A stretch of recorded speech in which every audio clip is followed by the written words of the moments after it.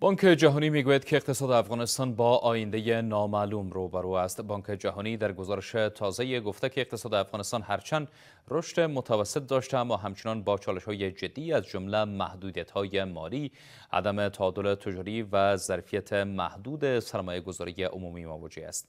این بانک رشد اقتصادی افغانستان را نامطمئن توصیف کرده است. وزارت اقتصاد اما میگوید که چشمانداز اقتصادی افغانستان روشن و امیدبخش است و مشکلاتی که وجود دارد ناشی از تحریم‌ها و منجمد بودن ذخایر ارزی است. در همین رابطه بیشتر بحث می‌کنم با آقای عبدالهادی فرهنگ، تحلیلگر مسائل اقتصادی که از طریق خط اسکایپ از آلمان با ما وصل هستند. فرهنگ صاحب، شما را با بحث خوش آمدید. میگیم گزارش تازه بانک جهانی را چگونه ارزیابی می‌کنید؟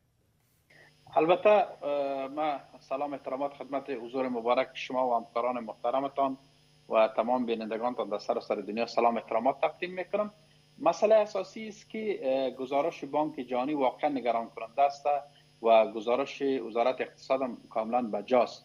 به این دلیل که ما فعلا فاینانس یا بانک توسعه آسیا، بانک جهانی که در افغانستان فعالیت‌های خیلی خوبی داشتن در خصوص فاینانس زیربنایی افغانستان در تمام زمینه‌ها فاینانس میکنن پروژه بزرگ افغانستان. فعلا این فاینانس وجود نداره، فعلا این سرمایه گذاری های بزرگ یا فاینانس نمیکنن، گرچه نمایندگی هاشان وجود داره، در حالت مطالعات هستند.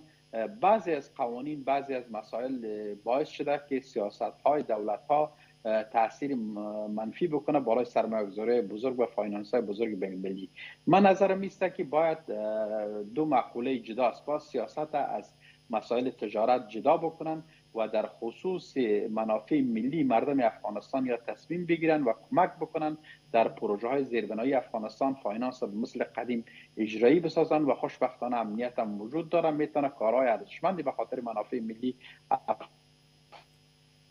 بگیره و مسئله دولت یا الگو قرار نتن، سیاست های دولت ها را الگو قرار نتن. اگر به این شکل پیش برن میتونن یک کار عظیم و بزرگی در افغانستان انجام بدن. درست. آنچنان که وزارت اقتصاد میگه که این گزارش نادرست است و وضعیت اقتصادی افغانستان به طرف بهتر در حال حرکت است، چرا به نظرتان یک تناقض بین دیدگاه جهانیان و کسانی که مستولیان امور هستند در افغانستان وجود دارد؟ این تناقض از کجا سرچشمه میگیره؟ وزارت محترم اقتصاد بودجه داخلی را میگه، جمع‌آوری پول میگه، از دیدگاه خودش و اساس و صحبتش کاملا درست است. اما بانک جهانی پروژه های بزرگ و با عظمت جهانی را میبینه، در خصوص مسائل بین المللی دورنمای اقتصاد فکر میکنه، پروژه زیربنایی را فکر میکنه و در خصوص پروژه بزرگی در آب، برق، انرژی که قبلا فاینانس شد وارد فکر میکنه. این با هم تناقض داره. البته گفته بانک جهانی در دراز مدت کاملا درست است و پروژه های زیربنایی که در حد 100 میلیون 200 میلیون دلار فاینانس میشد، پروژه های بزرگ بود، راهسازی بود، ساختمانسازی بود، شهرک‌ها بود، ایجاد شهرها بود، ایجاد بندای برق بود. این واقعا باید از طریق بانک جهانی و ترانزیت تاپی بود، تاپ بود. این پروژه های بزرگی که ما شما در جریان هستیم که فیزیبیلیتی استدیش تکمیل شد، مطالعاتش تکمیل شده بود. با اون خاطر در دراز مدت کاملا گپ بانک جهانی درست است. اما وزارت محترم اقتصاد جمع‌آوری پول بسیار خوب بوده، اقتصاد داخلی در مثال در حالت خوب شدن است. اما مشکل اساسی افغانستان اشتغال است. پروژه های بزرگ فاینانس انجام شده که در افغانستان کار و اشتغال انجام شده. بله.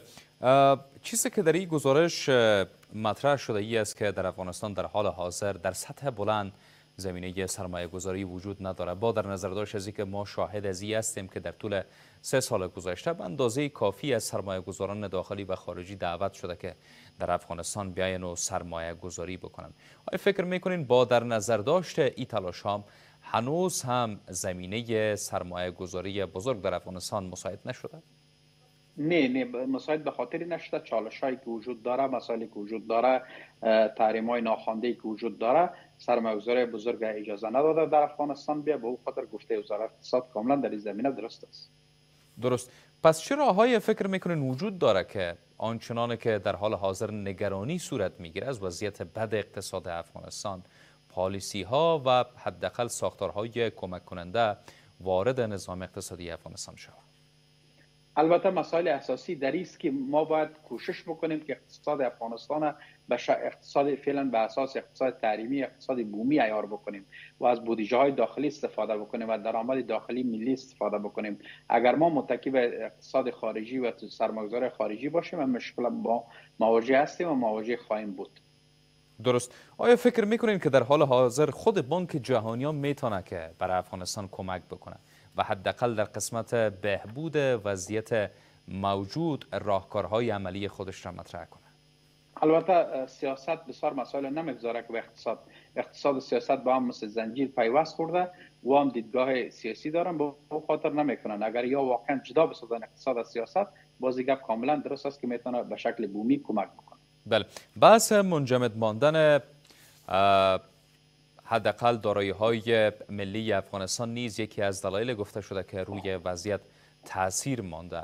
آیا فکر می‌کنید که در بخش فاینانس است؟ در بخش فاینانس است. او پول میتونه از فاینانس شود در بخش پروژه. فکر می‌کنید که آزادسازی از او بتونه تغییر در وضعیت بیاره؟ خب فعلا مسئله سیاسی که وجود با هم گره خورده، او را آزادسازیش ممکن نیست و مشکل اساسی است که او آزاد نمیشه. سپاسگزار هستم آقای فرهنگ از اینکه در بحث با ما بودین. بسیار تشکر.